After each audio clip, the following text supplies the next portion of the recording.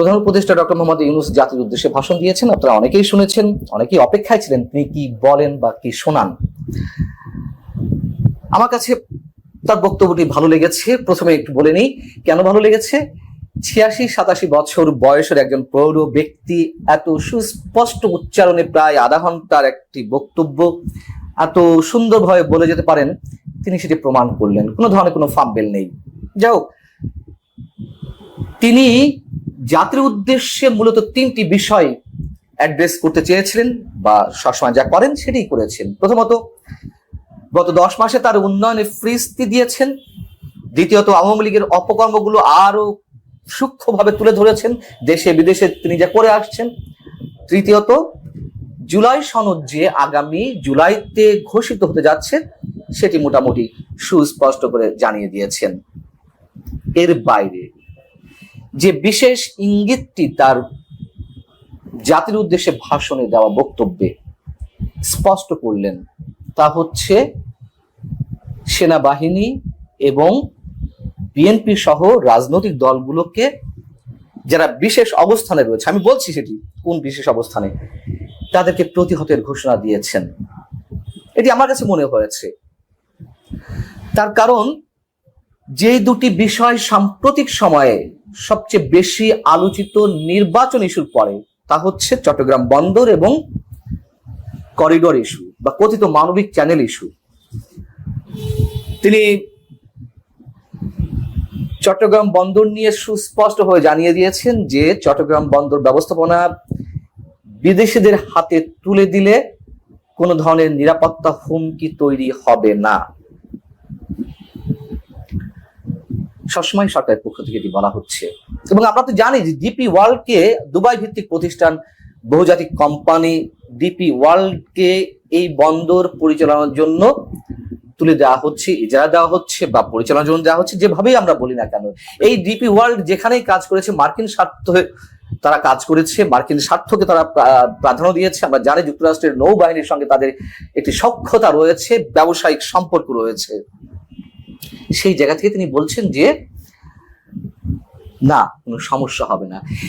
চট্টগ্রাম বন্দর বিদেশিদের হাতে তুলে না দেওয়ার জন্য বিএনপি থেকে শুরু করে বাম সংগঠনগুলো, সিপিবি সহ অন্যান্য রাজনৈতিক দলগুলো বিরোধিতা করে আসছে।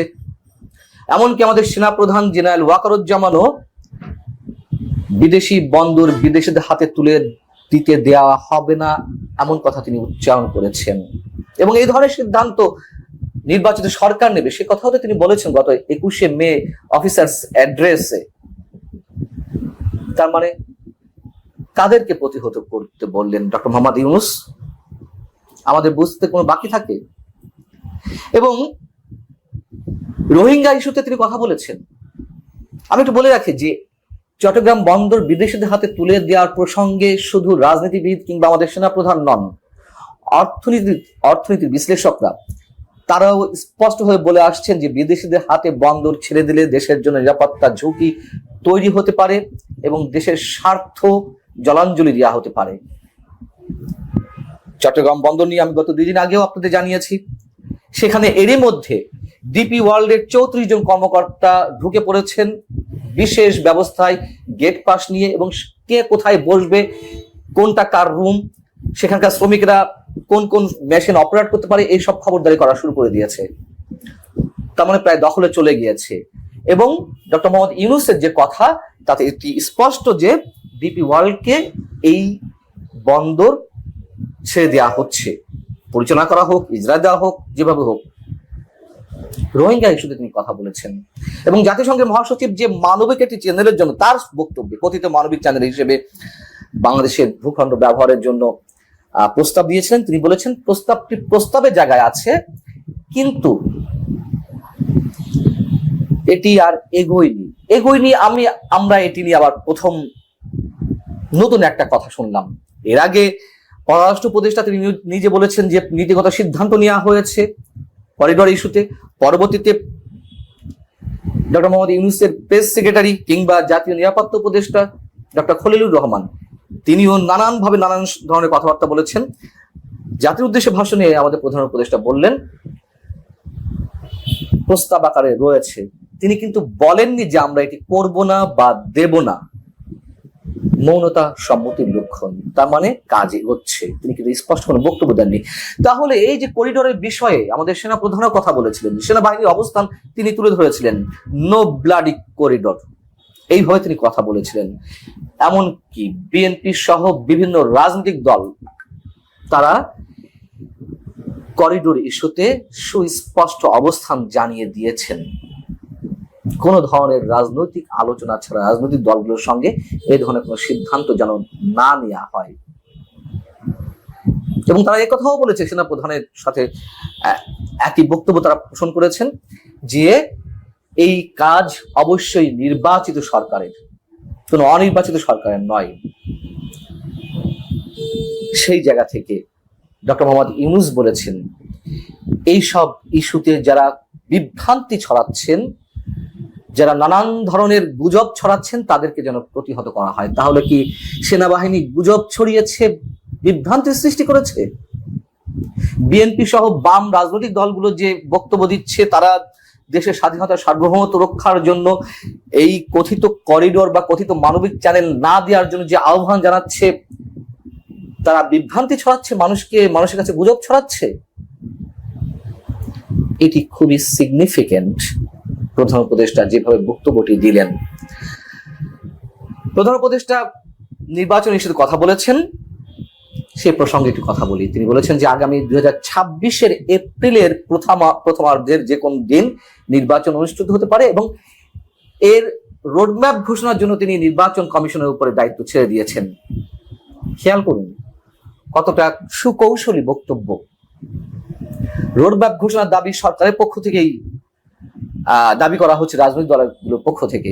এবং সরকারের প্রেস উইং, প্রধান উপদেষ্টার প্রেস উইং, তারাও বরাবর বলেছেন যে নির্বাচন কবে হবে এটির একমাত্র দিন তারিখ ঘোষণার এখতিয়ার প্রধান উপদেষ্টার, বা রোডম্যাপ তিনি ঘোষণা করবেন। তাহলে এখন কেন নির্বাচন কমিশন উপরে ছেড়ে দেওয়া হলো? হ্যাঁ, নির্বাচন কমিশন তফসিল ঘোষণা করবে, মনোনয়নপত্র দাখিল কবে হবে না হবে ইত্যাদি ইত্যাদি তারা বলবে, কিন্তু রোডম্যাপটি অবশ্যই সরকারের পক্ষ থেকে আসা উচিত। সেটি তারা করলো না, মানে প্রধান উপদেষ্টা করলেন না। তার মানে তিনি নিজের গায়ে আর রাখতে চাচ্ছেন না, যতই নিজের গায়ে না রাখতে চান। এবং এই যে এপ্রিলের প্রথমার্ধের যে কোনো দিন নির্বাচন হবে, এটি বলে তিনি কতটুকু সাধারণ মানুষের আস্থা অর্জন করবেন, অথবা রাজনৈতিক দলগুলোর আস্থা কতটুকু অর্জন করবে। এবং এখানেও কিন্তু সেনা প্রধানের বক্তব্য রয়েছে। তিনি বলেছিলেন যে ডিসেম্বরের মধ্যে নির্বাচন হওয়া উচিত। বিএনপি সহ অন্যান্য রাজনৈতিক দল স্পষ্ট ভাষায় বলছে, হাতে গোনা দুই একটি কিংস পার্টি বা তার অনুগত যে রাজনৈতিক দলগুলো, জামাতে ইসলামী কিংবা এনসিপি সহ 2-3টি রাজনৈতিক দল, তারা শুধুমাত্র তার সুরে কথা বলছে। তাহলে এখানেও এক ধরনের চ্যালেঞ্জ ছুড়ে দেওয়া হলো সেনা প্রধান এবং বিএনপি সহ অন্যান্য যে রাজনৈতিক দলগুলো ডিসেম্বরের মধ্যে নির্বাচন চাইছে, তাদেরকে বুড়ো আঙুলি দেখালেন খুব ভদ্রতার সঙ্গে আমাদের প্রধান উপদেষ্টা। এর বাইরে প্রধান উপদেষ্টা আরো অনেক বিষয়ে কথা বলেছেন। তিনি উন্নয়নের ফ্রিস্তি দিয়েছেন। তিনি বলেছেন উন্নয়নের সব সূচক, প্রায় সব সূচক ভালোর পথে, অগ্রগতি পথে। শুধুমাত্র রেমিটেন্স ছাড়া আর কোন সূচক ভালো? সূচক যদি ভালো হয়েই থাকে, তাহলে IMF এর তৃতীয় বা চতুর্থ কিস্তি ঋণ পাইতে এত সমস্যা হচ্ছিল কেন ঋণ পাওয়ার ক্ষেত্রে? এবং IMF যে শর্তগুলো দিয়েছে, NBR ভাঙা থেকে শুরু করে আরো অন্যান্য ইস্যুতে, সব তো মেনে নিয়েছে একটা পর্যায়ে। অর্থনৈতিক সূচক যদি ভালো হয়েই থাকে, তাহলে কেন গত 10 মাসে শতাধিক শিল্প কারখানা বন্ধ হলো? 25 বছরের মধ্যে জিডিপি সর্বনিম্ন অবস্থায় পৌঁছেছে। 10 বছরের মধ্যে বিদেশি বিনিয়োগ সর্বনিম্ন অবস্থায়। যদিও তিনি নানান ধরনের ফ্রিস্তি দিয়েছেন, সেখান থেকে এ আসবে, ওখান থেকে এ আসবে, আমরা তো জানি কি আসছে কি আসছে না। এবং কারখানা বন্ধ হওয়ার ক্ষেত্রে অর্থনীতিবিদরা যা বলছেন যে বৈশ্বিক অর্ডার কমে যাওয়া, আন্তর্জাতিক ক্রেতাদের মূল্যস্ফীতি, উৎপাদন খরচ বৃদ্ধি, অর্থ পরিশোধে বিলম্ব এবং রাজনৈতিক যে অস্থিরতা, সবকিছু মিলিয়ে একের পর এক শিল্প কলকারখানা বন্ধ হচ্ছে। তিনি সংস্কার ইস্যুর কথা বলেছেন। কি কি সংস্কার এর মধ্যে হয়েছে? সংস্কার তো চলমান প্রক্রিয়া। তাহলে সংস্কার যদি তিনি করেই থাকেন, এর মধ্যে ঐকমত্য কমিশনের সিদ্ধান্ত ছাড়া বা রাজনৈতিক দলগুলোর সিদ্ধান্ত ছাড়া, তাহলে এই সংস্কারের মূলা কেন ঝুলে রাখা হয়েছে নির্বাচনের জন্য? তিনি কি কি সংস্কারের কথা বলেছেন তার মধ্যে দুটি উল্লেখ করি। তিনি বলেছেন আন্তর্জাতিক অপরাধ ট্রাইব্যুনাল সংস্কার করা হয়েছে, আইনের কিছু পরিবর্তন করা হয়েছে। এটি করা হয়েছে কি কারণে আমরা জানি, আওয়ামী লীগকে আষ্টে পৃষ্ঠে বেঁধে তার বিচার করতে হবে, আমরা চাই, কিন্তু কতটা কৌশল অবলম্বন করতে হবে আওয়ামী লীগকে সবকিছুতে বেঁধে রাখতে, তাদের নেতাকর্মীদের, সেই সুকৌশলগুলো অবলম্বন করা হয়েছে। এবং আরেকটি সমস্যা কি, তিনি বলেছেন যে সাবেক প্রধানমন্ত্রী পরিবারের নামে যেসব অসংখ্য স্থাপনা ছিল, অবকাঠামো ছিল, সেগুলোর নাম পরিবর্তন করা হয়েছে। করুন না, তাদের নামে যেগুলো ছিল সেগুলো পরিবর্তন করুন, আমাদের তাতে কোনো আপত্তি নেই। কিন্তু বিজ্ঞানীদের নামে যে স্থাপনাগুলো ছিল সেগুলোর নাম কেন পরিবর্তন করা হলো? কবি সাহিত্যিকদের নামে, মুক্তিযোদ্ধাদের নামে যে স্থাপনা কিংবা অবকাঠামোগুলো ছিল সেগুলো কেন পরিবর্তন করা হলো? এত সহজ আমাদেরকে বোঝানোর। এবং সবশেষে আরেকটি কথা, সেই পুরনো কথা উচ্চারণ করি, শান্তিতে নোবেল বিজয়ী একজন ব্যক্তি কিভাবে কথায় কথায় যুদ্ধাবস্থা কথা উল্লেখ করেন, কথায় কথায় যুদ্ধ, কথায় কথায় যুদ্ধ।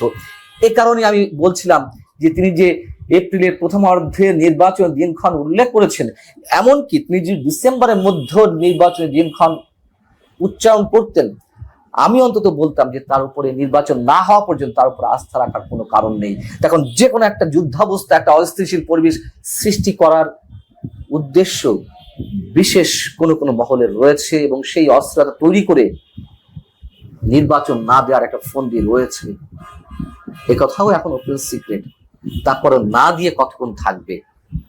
আর নির্বাচন যদি দেওয়াও হয়, এই সরকারের অধীনে নির্বাচন কতটুকু সুষ্ঠু হবে সেটি নিশ্চয়ই এখন অনেকের মাঝে অনেক বড় প্রশ্ন তৈরি করেছে।